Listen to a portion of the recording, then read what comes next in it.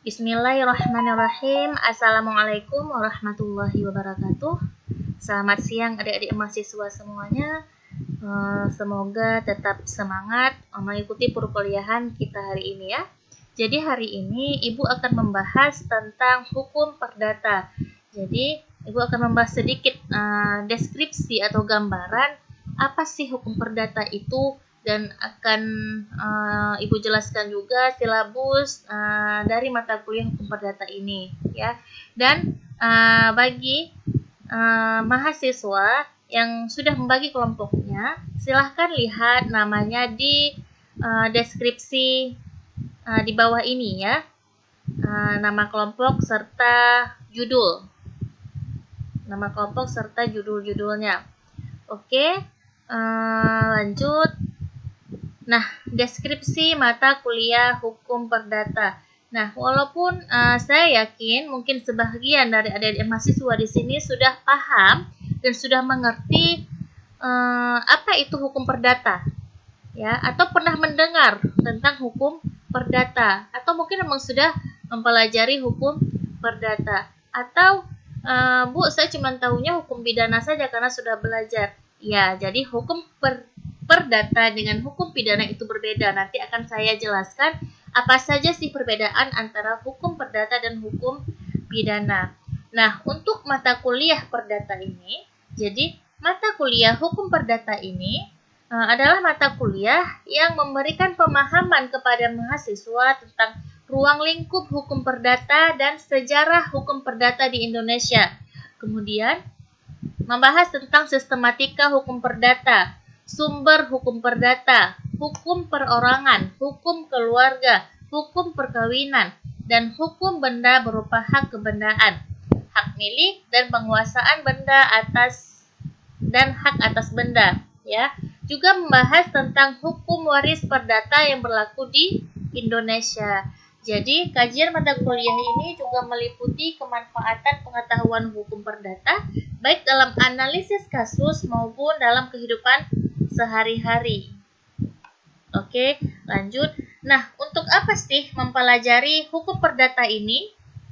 Ya, dan apa sih yang diharapkan dari mahasiswa dengan mempelajari hukum perdata ini?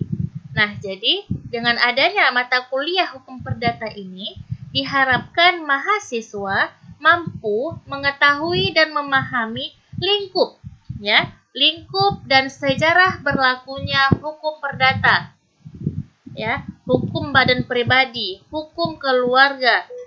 Nah, mengetahui bagaimana itu hukum perkawinan dalam perdata, hukum benda, hukum perjanjian, hukum waris, dan hukum wasiat. Walaupun dalam hukum Islam, ya, dalam Undang-Undang Nomor 1 Tahun 1974 yaitu tentang perkawinan, memang ini sudah dijelaskan secara panjang lebar dan sudah jelas ya. Namun, kenapa tidak bisa hukum Islam itu yang kita pakai di Indonesia? Iya, karena masyarakat Indonesia bukan hanya Islam saja, tapi masyarakat Indonesia itu beragam agama ada di Indonesia. Makanya tidak bisa kita pakai hukum Islam, walaupun di dalam hukum Islam itu sudah lengkap, ya. Jadi orang Islam mengacu kepada hukum perkawinan Undang-Undang Nomor 1 Tahun 1974, namun selain Islam mereka mengacu kepada hukum perdata ini, ya. Nah, kita sebagai mahasiswa wajib tahu juga mengenai hukum perdata ini, ya, supaya kita bisa membandingkan bagaimana hukum dalam Islam dan bagaimana hukum perdata. Jadi adik-adik, hukum perdata ini adalah buatan Belanda, ya. Sebahagian besar diambil dari Belanda seperti itu. Kenapa? Karena dulu Belanda itu sangat-sangat lama menjajah Indonesia, sehingga hukumnya itu masih tertinggal di Indonesia. Nah, dan apalagi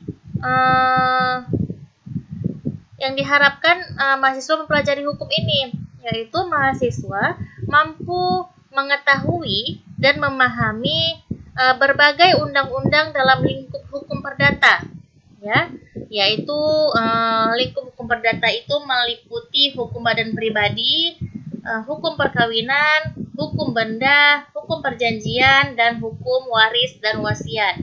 Ya, kemudian diharapkan juga mahasiswa mampu memahami, mengkaji, dan memberikan solusi berbagai masalah hukum perdata dipandang dari aspek-aspek hukum yang berlaku, yaitu hukum adat, hukum Islam maupun hukum perdata barat atau disebut dengan BW, ya, serta aspek perkembangannya dalam jurisprudensi. Kemudian juga diharapkan kepada mahasiswa setelah mempelajari hukum perdata ini mengetahui, memahami bagaimana proses tata cara perkawinan maupun administrasinya di KUA, Kantor Urusan Agama, ya, membuat surat perjanjian. Jadi mampu untuk membuat surat perjanjian, kemudian membuat pembagian harta warisan, serta membuat surat wasiat. Jadi diharapkan mahasiswa ketika sudah selesai 16 kali pertemuan pada mata kuliah ini diharapkan mampu menguasai materi-materi yang ada di dalam hukum perdata ini, yang insya Allah akan bermanfaat, ya, insya Allah akan bermanfaat. Oke, lanjut.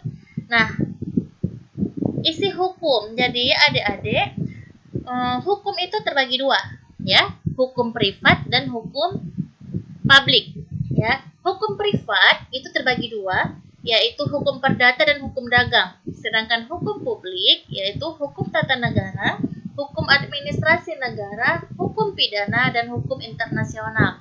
Nah, jadi di sini saya akan membahas yang paling umum saja, ya, yang paling umum saja yaitu hukum perdata dan hukum pidana. Apa sih perbedaan dari kedua hukum ini?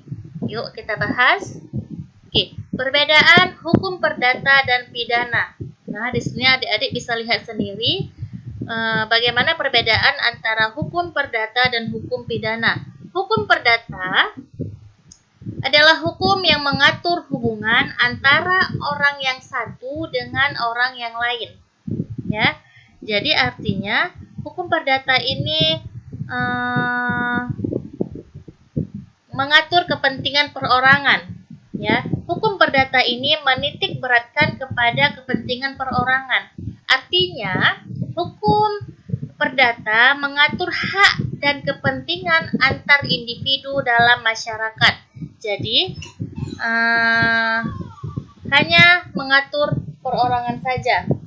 Kemudian, perbedaannya dengan hukum pidana, kalau hukum perdata tadi mengatur perorangan, maka hukum pidana mengatur hubungan seseorang dengan anggota masyarakat, seseorang dengan negara yang menguasai tata tertib masyarakat. Jadi perdata mengatur perorangan, sedangkan pidana itu mengatur masyarakat.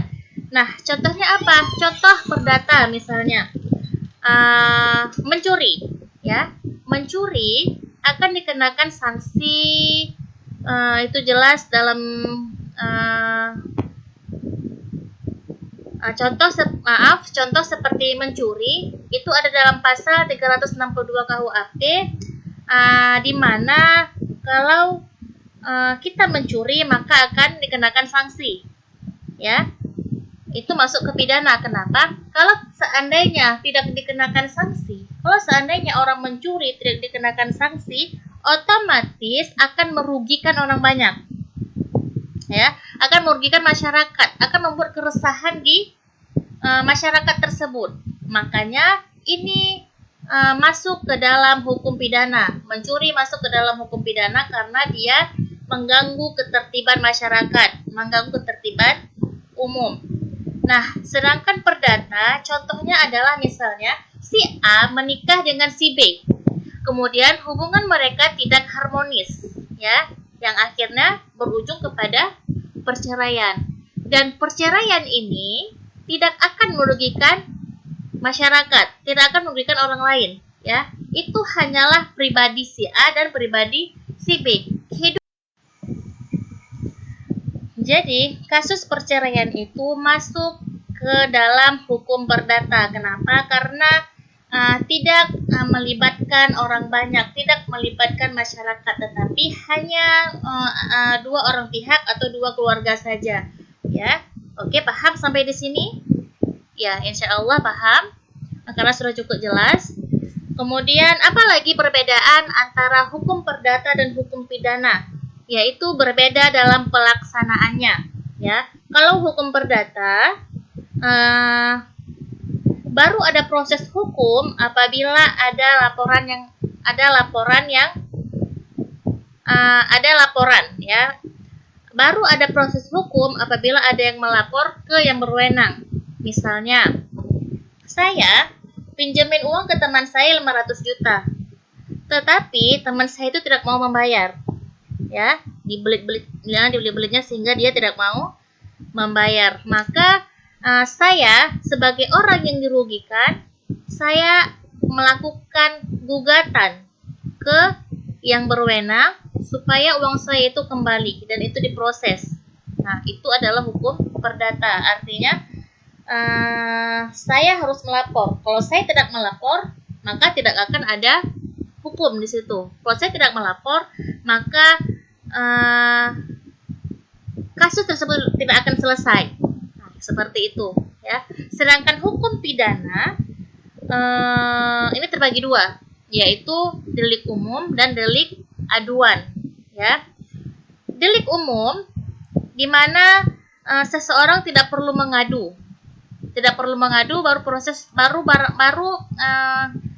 kasus tersebut diproses, tidak, ya. Contoh seperti apa? Misalnya si A membunuh si B, ya, si A membunuh si B tanpa perlu ada laporan, itu tetap akan diproses oleh yang berwenang. Itu contoh delik umum, ya. Yang kedua, delik aduan. Nah, delik aduan ini harus ada orang yang melapor. Contoh seperti ini misalnya. Ada orang yang sedang ngata-ngatain orang lain. A ngata-ngatain si B, atau A mencemarkan nama baik si B. Kemudian si B tidak terima dan dia melakukan aduan dan dia mengadu kepada yang berwenang. Dia buat aduan supaya kasus ini diproses. Nah, seperti itu. Nah, itu adalah kasus delik aduan. Jadi dalam hukum pidana itu ada delik umum dan delik aduan, di mana delik umum itu seseorang itu tidak perlu melapor karena akan diproses oleh hukum langsung. Namun kalau delik aduan itu harus diadukan, ya. Oke. Kemudian apalagi sih perbedaan antara hukum perdata dan hukum pidana? Ya, perbedaan yang terakhir adalah bentuk putusan hakim, ya. Kalau hukum perdata, hakim tidak memberikan sanksi, ya, tetapi mengabulkan atau menolak permintaan penggugat. Jadi dalam hukum perdata ini tidak ada sanksi, ya, hanya mengatur diterimanya gugatan tersebut atau ditolaknya gugatan tersebut. Kalau seandainya harta warisan dibagi, hartanya seperti ini, wasiat juga sama seperti ini. Jadi tidak ada sanksi di dalam hukum perdata. Nah, sedangkan dalam hukum pidana jelas ada sanksi. Yang sanksi-sanksi tersebut sudah diatur di dalam KUHP. Oke ya, paham ya sampai di sini? Oke, lanjut. Nah, ini adalah silabus yang akan kita pelajari selama 1 semester ini, ya. Dan ini adalah materi-materi yang akan kita bahas bersama, ya. Kelompok 1 nanti akan membahas hukum perdata. Nah, dalam hukum perdata ini yang akan kalian jelaskan adalah mengenai lingkupnya, kemudian sejarahnya, kemudian sumbernya, kemudian kodifikasi dan sistematika berlakunya hukum perdata. Ya, bagaimana sistematikanya, bagaimana pengumpulan dari hukum perdata ini, serta penafsiran undang-undang yang mengandung ketentuan umum. Ya, jadi ini akan dikerjakan oleh kelompok 1. Ya. Oke, untuk kelompok 2 akan membahas tentang hukum badan pribadi. Di sini ada 3 poin. Poin pertama, orang sebagai subjek hukum. Poin kedua, tempat tinggal. Dan poin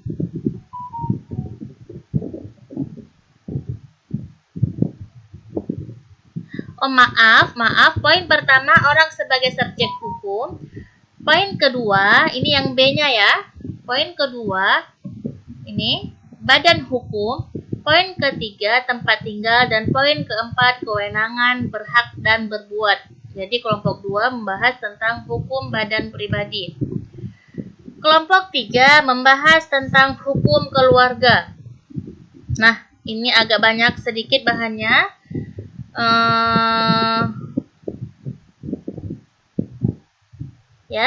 Yaitu yang pertama membahas tentang hubungan keluarga dan hubungan darah, kemudian asas-asas serta tujuan perkawinan, syarat perkawinan, tata cara melangsungkan perkawinan, kemudian ini yang E-nya di sini, akibat hukum adanya perkawinan. Akibat hukum ini bisa berupa ini ya, seperti warisan, harta bersama, seperti itu. Kemudian hak-hak dan kewajiban suami istri, pencegahan dan pembatalan putusan perkawinan. Ini hanya kebersamaan, harta kekayaan menurut undang-undang. Pokoknya ini semua nanti dibahas oleh kelompok 3. Nah, kelompok 4. Ya. Ini juga hukum perceraian, membahas tentang pengertian perceraian, asas hukum perceraian, kemudian sumber hukum perceraian, bentuk dan hikmah perceraian, hukum proses perceraian, pencatatan perceraian, akibat-akibat hukum perceraian. Ini bisa dilihat sendiri, mohon maaf tidak rapi, tapi insya Allah paham ya. Ini A, ini B, D-nya di sini, kemudian ini I, ya. Oke, lanjut kelompok 5 tentang hukum benda. Nanti bisa dibaca sendiri ya, atau di screenshot boleh juga supaya mudah. Ya, sini saya membagikan per slide. Kemudian kelompok 6 membahas tentang hukum benda. Kalau tadi ini poin-poinnya berbeda. Hukum benda di kelompok 5 ini membahas tentang benda dan hukum benda, hak kebendaan, hak milik, dan penguasaan. Sedangkan di kelompok 6 itu membahas tentang hasil hak memungut hasil, kemudian hak atas benda jaminan. Ya. Oke, kelompok 7 membahas tentang hukum perjanjian. Bisa dilihat di sini poinnya apa-apa saja. Kemudian kelompok 8 juga tentang hukum perjanjian. Poinnya bisa dilihat berbeda dengan kelompok 7 ya.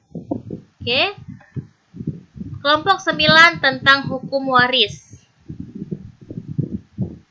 Sedangkan kelompok 10 juga tentang hukum waris, namun poin-poinnya ini berbeda ya, bisa dilihat poinnya itu berbeda.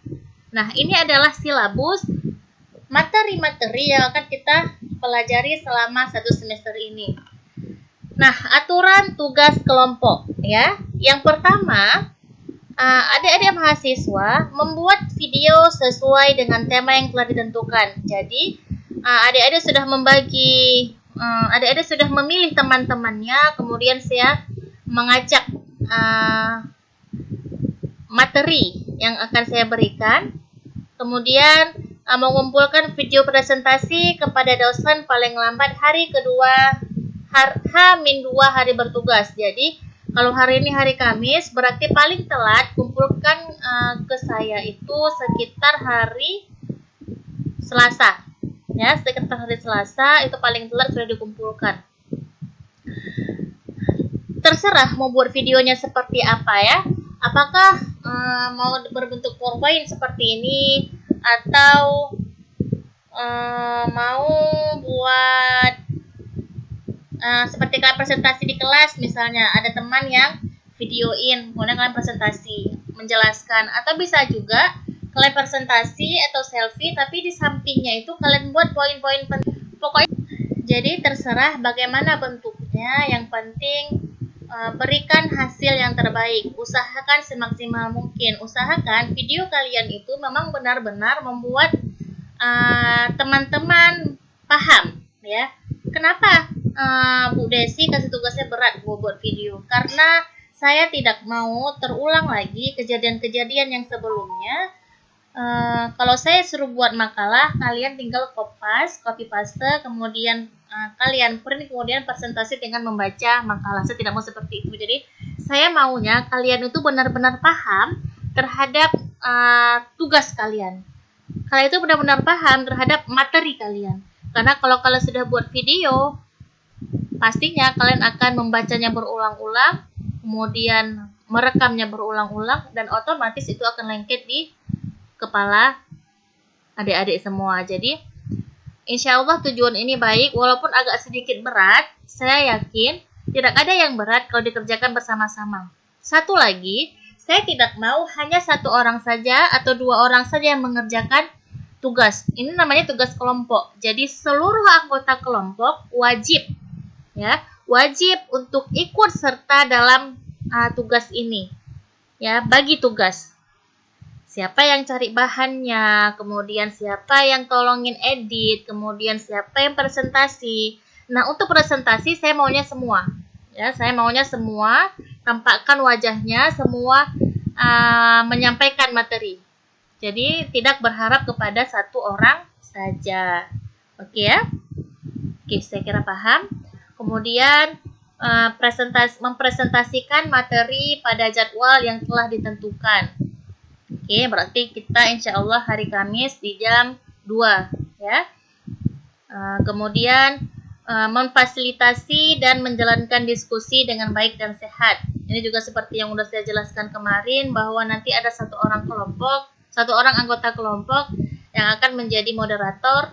Dia yang mempersilahkan teman-teman untuk bertanya, dia yang membuka, dia yang menutup. Ya, pokoknya diatur sebaik mungkin supaya diskusi kita bisa berjalan dengan baik. Oke, terakhir dan yang paling penting, hindari plagiasi, hindari mencontek, hindari mengambil video-video orang lain. Usaha sendiri, insya Allah bisa. Dan mampu mempertanggungjawabkan isi dari video tersebut. Ya, oke, sampai di sini. Saya kira sudah paham. Namun jika belum paham, silahkan ditanyakan di kolom komentar, atau boleh juga kita diskusi di grup WA kita. Ya, oke, sekian dari Ibu. Mohon maaf apabila dalam penyampaian ada kesalahan. Ibu akhiri dengan doa kafaratul majelis. Subhanakallahumma wa bihamdika asyhadu alla ilaha illa anta astaghfiruka wa atubu ilaik. Semoga pertemuan kita hari ini bermanfaat. Sampai jumpa di Kamis depan ya. Assalamualaikum warahmatullahi wabarakatuh.